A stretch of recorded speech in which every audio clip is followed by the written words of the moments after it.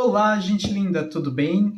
Hoje nós vamos falar de uma obra considerada um clássico da literatura infanto-juvenil, mas nós vamos ver que ela traz alguns elementos que identificam muito a sua época de composição. Esse livrinho aqui, O Mágico de Oz, de L. Frank Baum.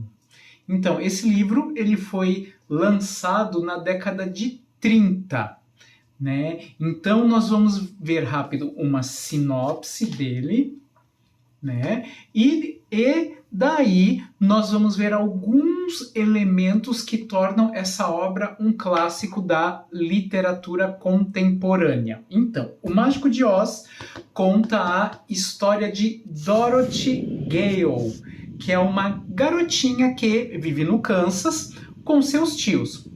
Um belo dia, como todo conto de fadas e como todo grande texto, né, infantil tem, um dia qualquer acontece um tornado. E aí Dorothy e o seu cãozinho Totó, eles são levados para a terra de Oz, onde encontram um local mágico e cheio de aventuras.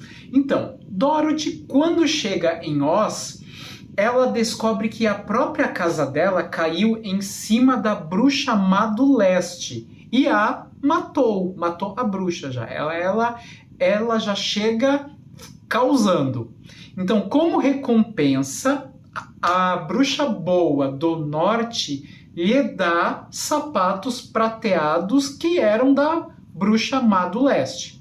No entanto, Dorothy quer desesperadamente voltar para casa e é instruída a seguir o caminho dos tijolos amarelos até a cidade Esmeralda, onde o grande mágico de Oz supostamente poderia ajudá-la a retornar ao Kansas. Ao longo desse caminho, Dorothy encontra 3 companheiros. O espantalho, que ansiava para ter um cérebro, o homem de lata, que ele queria ter um coração, e o leão, que era covarde, por causa disso ele queria ter coragem. Então, juntos, Dorothy, o seu cãozinho e mais esses 3, eles enfrentam uma série de desafios, incluindo outra bruxa, mas é uma bruxa má do Oeste, que busca vingança pela morte da bruxa má do Leste, que morreu no comecinho da história, né? Então, depois de muitas aventuras e provações, esse grupo chega finalmente à cidade Esmeralda e é recebido pelo tal mágico de Oz.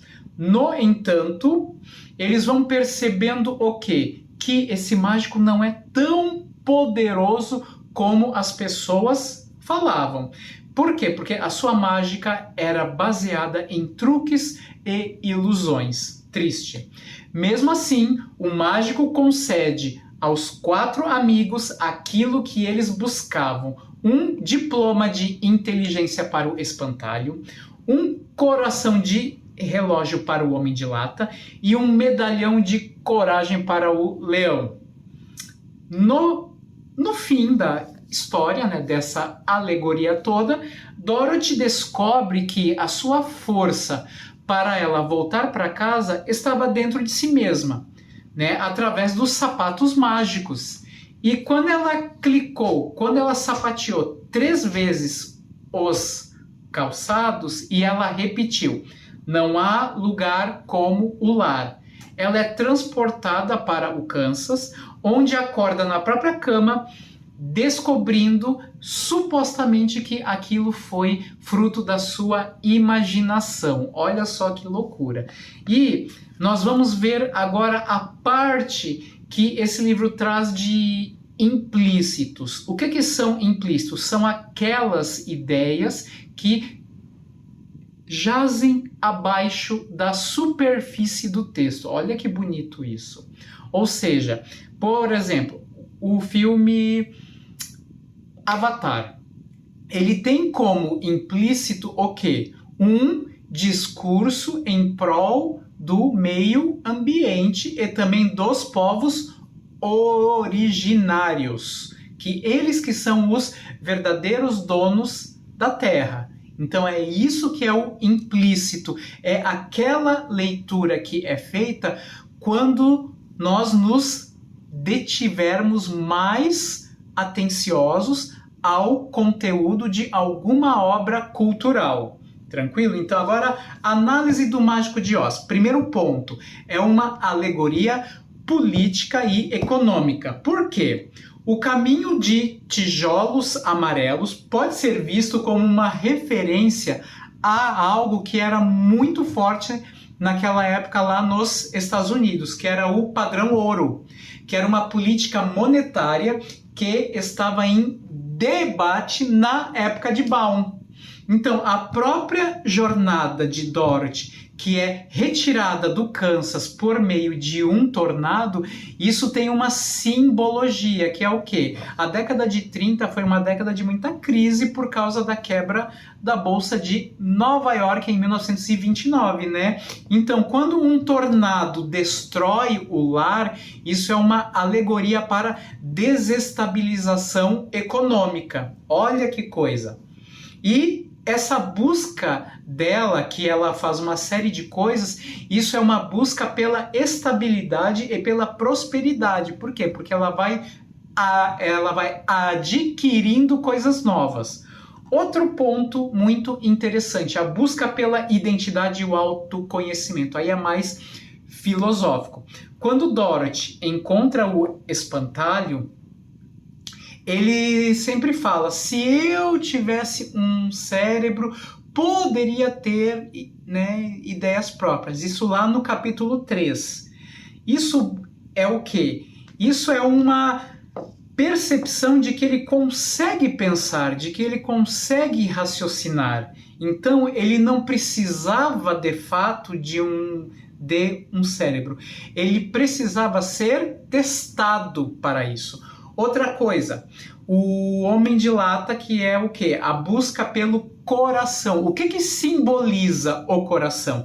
A compaixão e a conexão emocional que ele adquire quando ele embarca com ela nessa aventura. Então, eles não precisavam ter as coisas. Eles já as tinham, mas elas estavam adormecidas. Isso meio que flerta com uma corrente, né, filosófica, que é o inatismo, que é o quê? Todo ser já tem meio que gravado dentro de si todas as suas possibilidades de conhecimento. Outra coisa também, a crítica à autoridade e ao poder. O momento em que o Totó puxa a cortina lá no capítulo 15 e ele desvela o Mágico de Oz como uma pessoa pequena e que usa artifícios até para ter uma grande voz, isso é o quê? É o desmascaramento daquelas figuras de autoridade, que elas não passam do quê? De pessoas normais, de pessoas comuns. Outro ponto também do Mágico de Oz é a questão do feminismo. Por quê? Porque é uma criança que é protagonista.